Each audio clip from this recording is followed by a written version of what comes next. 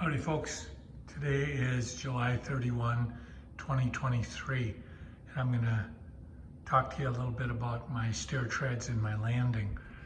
So that's the landing. That is a cherry floor. It's the same material that we used upstairs. The only difference is I used, you see that top, it says pre-stain. I put that on, actually I put that on this and I put it on all of my cherry treads, and to my surprise they all came out the same color. This little apron that I have here and over there, that's actually the lumber from my stair treads that I had made. It came from that farmer over in Wisconsin 6.5 years ago. So I was real pleased with the similarity in the color, and it was because I used that pre-stain on each of my treads. I used it on my riser, and it just makes the wood pop. So what we have here is, I talked a little bit about my breadboard ends. I won't, in the previous video where I was talking about newels, but I used that to make the boards longer.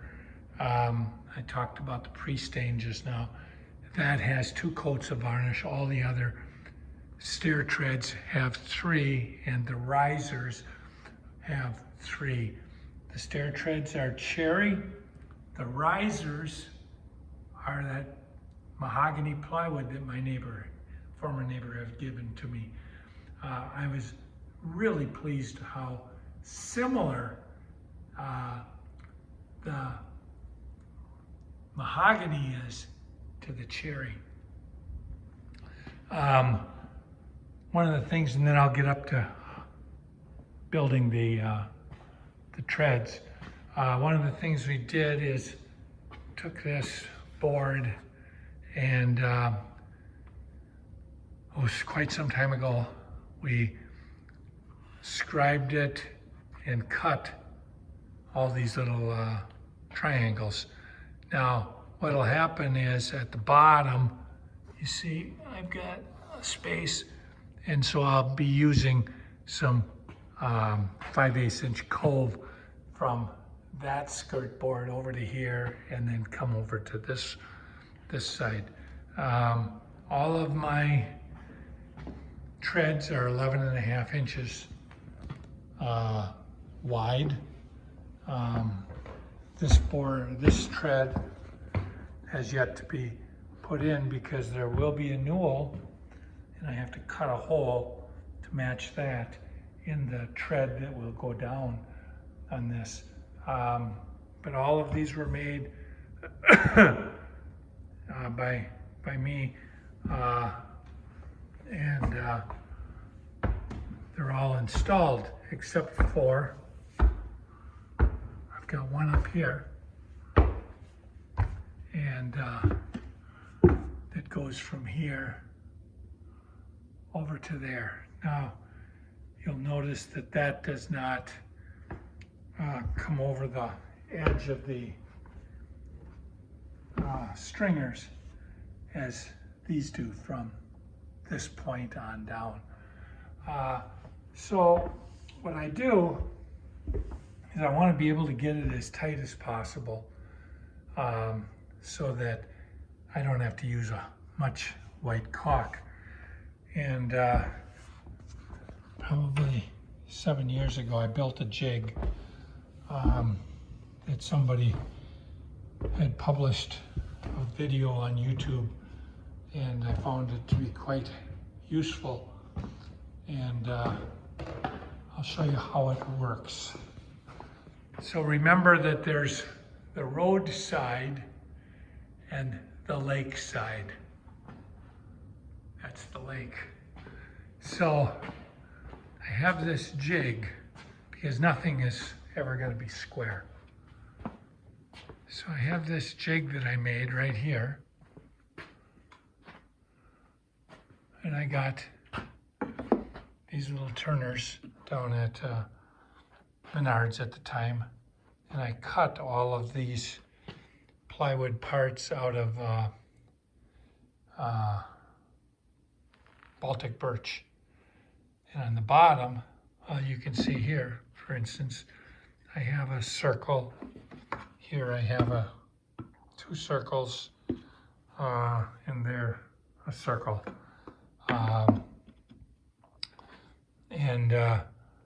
This pivots, this one pivots, and right in here it pivots. And so what I do, this was the road, remember? That was as we were walking up the stairs, it would be to the right. What I do is I put this up against that board, pivot this so that it gives me a tight fit. And over here on the lake side, I stretch this out so that it as well touches the wall on the lake side, and pivot this so that it's a tight fit, and of course stretched this out using the holders.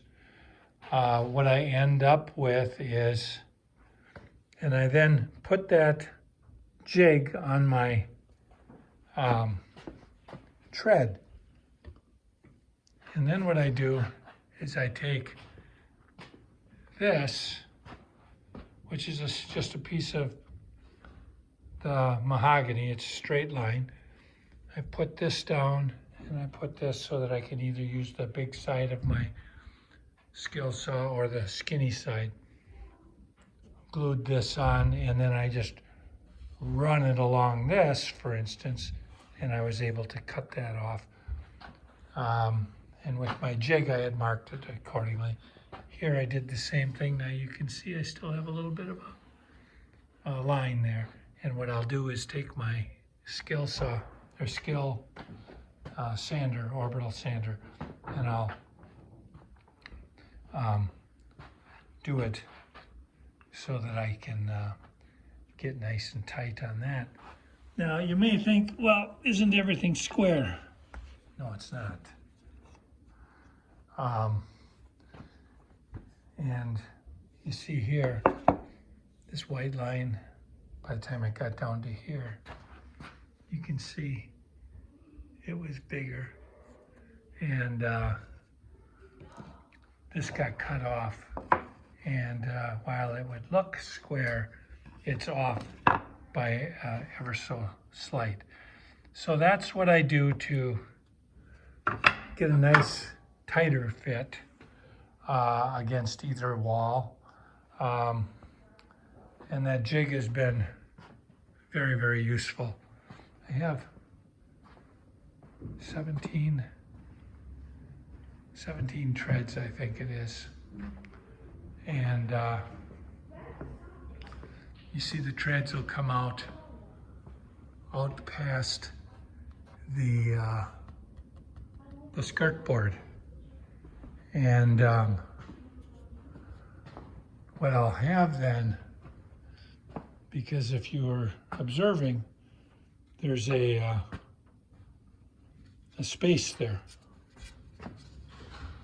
And the carpenter's friend, at least this carpenter, his friend is trim work.